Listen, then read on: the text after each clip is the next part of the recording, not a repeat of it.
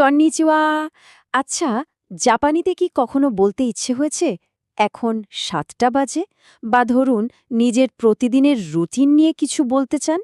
আজ আমরা মিন্না নো নিহঙ্গ বইয়ের লেসন 4 এর সেই গ্রামারগুলোই শিখব, যা দিয়ে এই ধরনের কথা বলাটা একদম সহজ হয়ে যাবে। একটু ভাবুন তো, জাপানে আছেন আর কাউকে জিজ্ঞেস করতে হবে এখন কটা বাজে, অথবা বলতে চান আমি তো রোজ সকাল ৬টায় ঘুম থেকে উঠি। কিভাবে বলবেন? কোনো চিন্তা নেই, আজকের এই আলোচনার পর এই কথাগুলো বলা আপনার জন্য একদমই সহজ হয়ে যাবে। চলুন এক ঝলকে দেখে নিই আজকে আমাদের জার্নিটা কেমন হবে। প্রথমে আমরা শিখব জাপানিতে সময় বলতে হয় কিভাবে। এরপর জানব ভার্ব বা ক্রিয়াপদের 4টে দারুণ ম্যাজিক্যাল ফর্ম। তারপর দেখব কোনো কাজের ঠিক সময়টা কিভাবে বলতে হয়, একটা কাজের শুরু থেকে শেষ সময়টা কিভাবে বোঝাতে হয়, আর সব শেষে কিছু ছোট কিন্তু খুব দরকারি নিয়ম আমরা জেনে নেব। তাহলে আর দেরি কেন, চলুন শুরু করা যাক। আমাদের প্রথম টপিক জাপানিতে সময় বলা, মানে কিভাবে খুব সহজে কাউকে সময় জিজ্ঞেস করতে হয় আর তার উত্তর দিতে হয়, সেটাই আমরা এখন দেখব। জাপানিতে সময় জিজ্ঞেস করার সবচেয়ে কমন বা স্ট্যান্ডার্ড উপায়টা হল ইমা নানজি দেস্কা। ইমা নানজি দেস্কা। এখানে ইমা মানে হলো এখন, নানজি মানে কয়টা বাজে, আর দেস্কা তো জানিনি প্রশ্ন করার জন্য ব্যবহার হয়। এখন চলুন উত্তরটা দেখি, যেটা দেওয়া আরও সোজা। প্রশ্ন ছিল ইমা নানজি দেস্কা। উত্তর দেওয়ার সময় ঘন্টার জন্য আমরা বলবো তোকি, আর মিনিটের জন্য বলবো ফুন বা পুন। যেমন যদি বাজে ৭টা ১০, তাহলে বলতে হবে শিজি জুপ্পুন দেস। ব্যাস, হয়ে গেল। আরেকটা মজার ব্যাপার কি জানেন, শুধু যে আপনি যেখানে আছেন সেখানকার সময়ই না, চাইলে অন্য যে কোনো জায়গার সময়ও জিজ্ঞেস করতে পারবেন। শুধু জায়গার নামটা শুরুতে বসিয়ে দিলেই হবে। যেমন যদি জানতে চান নিউ ইয়র্কে এখন কটা বাজে, তাহলে বলুন নিউ ইয়র্ক ওয়াইমা নানজি দেস্কা। সময় বলা তো শিখে ফেললাম, এবার চলুন জাপানি ভার্ব বা ক্রিয়াপদের 4টে ম্যাজিক্যাল ফর্ম দেখে নিই। এই 4টে ফর্ম জানা থাকলে আপনি বর্তমান, ভবিষ্যৎ আর অতীতকালের কথা খুব সহজে বলতে পারবেন।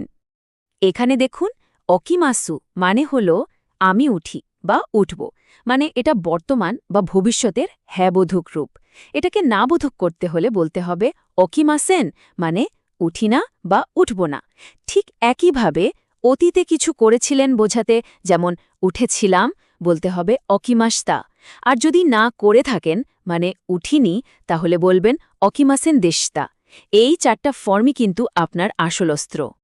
আচ্ছা, আমরা তো কাজ করা বা না করা শিখলাম, কিন্তু কোনো কাজ যে একটা নির্দিষ্ট সময়ে করি সেটা কিভাবে বলবো? এর জন্য আমাদের একটা স্পেশাল পার্টিকেল লাগবে, আর সেটা হলো নি। নিয়মটা কিন্তু একদম সোজা। যখনই কোনো নির্দিষ্ট সময়ের কথা বলবেন, যেমন ধরুন 6টায় বা 7টায়, মানে যেখানে একটা সংখ্যা আছে, ঠিক সেই সময়ের পরেই নি পার্টিকেলটা বসিয়ে দিতে হবে।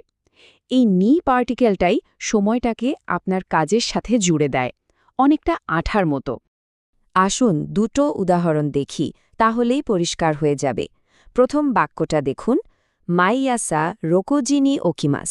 এর মানে আমি প্রতিদিন সকালে 6টায় উঠি।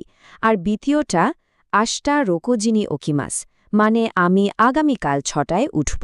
দুটো বাক্যেই দেখুন 6টার ঠিক পরে নি বসেছে। তবে একটা খুব গুরুত্বপূর্ণ ব্যাপার আছে যেটা মনে রাখতেই হবে। যদি কোনো সময়ের শব্দে সংখ্যা না থাকে, যেমন ক্ষীণ গতকাল, ক্ষো আজ, বা আষ্টা আগামীকাল, এই শব্দগুলোর পরে কিন্তু নি বসে না।